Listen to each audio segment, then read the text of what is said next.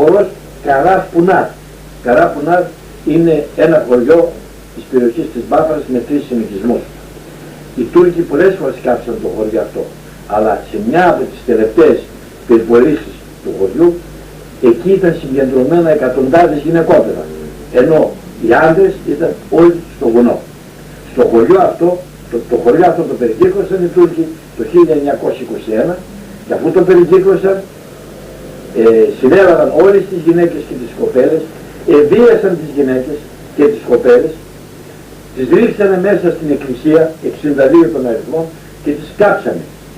Και πολλές από τις γυναίκες αυτές μπόρεσαν και γλίτωσαν ξεφεύγοντας από τους Τούρκους.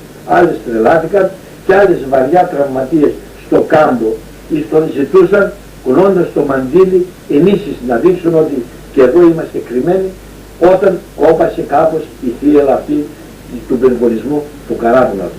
Θα αναφέρω εδώ ότι το 1921 στην εκκλησία αυτή του Καράπουναρ, οφείλω να το πω, εγώ ο Γεώργιος Αντωνιάδης, εκεί είχε καταφύγει και η αδερφή μου η Σεβαστή, 17 χρόνων, και αυτήν τη συνέβαλαν και αυτήν την κακοποίησαν και στη συνέχεια την έκαψαν στην εκκλησία του χωριού Καράπουναρ για να τιμήσουν οι Παθρέοι. Αυτά τα θύματα των Τούρκων που έγινε στο χωριό Καράπουναρ βγάλαν αυτό το χορό ή και έχουν και σχετικό τραγούδι και το χορεύανε θυμίζοντας τους μεταγενέστερους ακριβώς αυτήν την βάρβαρη συμπεριφορά των Τούρκων σε βάρος των Ελλήνων.